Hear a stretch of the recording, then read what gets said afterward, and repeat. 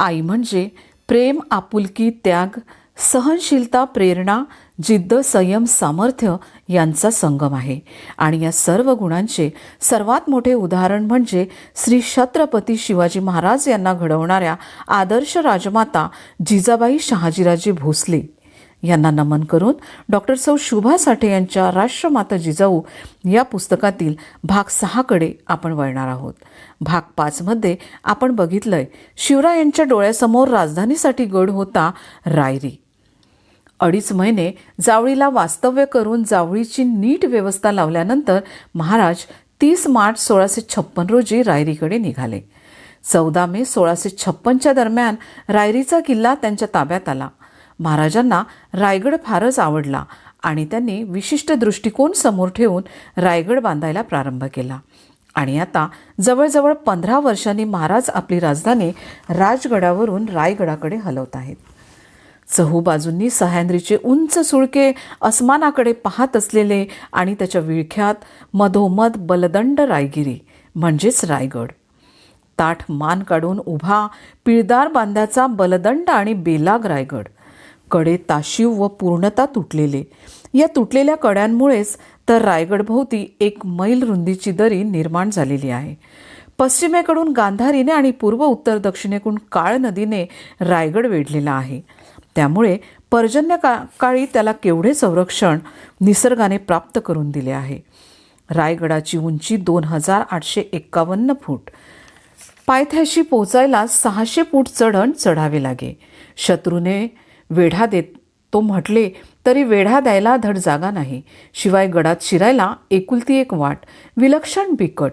इथून रायगडावर प्रवेश म्हणजे मगरीच्या कराल दाढेतून तिच्या पोटात शिरण्या एवढेच कठीण.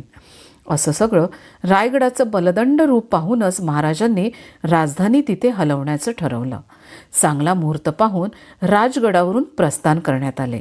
रायगडावरील प्रशस्त महाल, अंबरखाने, दारू कोठारे, घोड्यांच्या पागा, हत्तीसाठी प्रचंड हौद, मंदिरे सारे पाहून जिजाऊ साहेब सुखावल्या.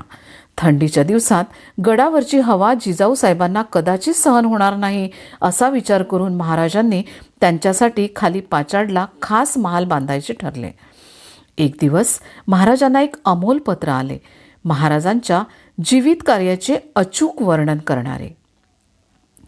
निश्चयाचा महामेरू, बहुत जनासी आधारू, अखंड स्थितीचा निर्धारू, श्रीमंत योगी, नरपती, हयपती, गजपती, गडपती, भूपती, जळपती, पुरंदर आणि शक्ती, पृष्ठभागी या भूमंडळाचे ठाई, धर्मरक्षी ऐसा नाही, महाराष्ट्र धर्म राहिला काही, तुम्हा कारणे. पत्र वाचून जिजाऊ साहेबांच्या डोळ्यात तर आनंदाश्रू आले. इतक्या वर्षाचं उरात मनात बाळगलेलं स्वप्न जिजाऊ साहेबांच्या शिवबाने सत्यात उतरवलं होतं. शिवबांच्या शौर्य, धैर्य आणि पराक्रमाचे इतक्या उच्च उदात्त शब्दात वर्णन ऐकून जिजाऊंना धन्य धन्य वाटले. शिवरायांच्या चरित्राची, पराक्रमाची गाथा चहू दिशांना पसरू लागली. ही अद्भुत गाथा ऐकून लोक दिग्मूढ होऊ लागले. हे सगळं ऐकून एक हिंदी महाकवी औरंगजेबाच्या राज्यातून दक्षिणेत आला. महाराजांचे प्रत्यक्ष दर्शन घेतले आणि स्वभानच विसरला. कविता त्याच्या जिभेवरून लेखणीवर आणि लेखणीवरून कागदावर अवतरली. इंद्रजिमी जुंब पर, बाडवस अंब पर, राणवस दंब पर, रघुकुल राज है. कविभूषण यांनी शिवराजभूषण काव्य लिहिले. महाराजांच्या चरण कमलाचे दर्शन घेण्यासाठी तंजावरहून जयराम कवीसारखा 12 भाषांचा बृहस्पती आला. त्याने शिवचरित्र विविध भाषात गुंफण्याचा संकल्प केला. समर्थ रामदास तर यशवंत, कीर्तिवंत, पुण्यवंत, नीतिवंत शिवकल्याण राजावर संतुष्ट होतेच. काशी क्षेत्रीचे एक महान पंडित गागाभट यांचे रायगडावर आगमन झाले. त्यावेळेस सर्वानुमते महाराजांना राज्याभिषेक करण्याचे ठरले. राज्याभिषेक हा तर जिजाऊ साहेबांच्या जीवनातील परमोच्च आनंदाचा, समाधानाचा आणि महत्वाकांक्षापूर्तीचा क्षण होता. जिजाऊ साहेबांच्या हृदयात आनंदाच्या उर्मी उठल्या. त्यांच्या मनालाच राज्याभिषेक सुरू झाला आणि मन सिंहासनावर आरूढही झाले. शिवबाला राज्याभिषेक म्हणजे जिजाऊ साहेबांच्या आयुष्याच्या व्रताचे उद्यापनच. राज्याभिषेकासाठी सिंहासनाची जागा निश्चित केली गेली. राजसभा सुमारे 6,000 माणसे बसू शकतील एवढी प्रशस्त होती. या मोकळ्या सभेचे करामती बांधकाम म्हणजे सिंहासनाजवळ नेहमीच्या आवाजात बोलले तरी 200 फुटावरील नगारखान्याजवळ ते जसेच्या तसे स्पष्ट ऐकू येई. राज्याभिषेक विधी वैदिक पद्धतीने करण्याचे ठरलेले होते. प्रथम महाराजांचा व्रतबंध, समंत्रक विवाह, त्यानंतर तुलादानादी विधी, नंतर एद्रीशांती विधी आणि शेवटी मुख्य राज्याभिषेक विधी. सर्व विधी मोठ्या गंभीरपणे पवित्र वातावरणात सुरू होते. जिजाऊ डोळ्यात प्राण आणून सगळं न्याहाळीत होत्या. त्यांचे वय 76 वर्षाच्या जवळपास होते. हीच होती महाराजांच्या कर्तृत्वाची चालती बोलती प्रेरक शक्ती.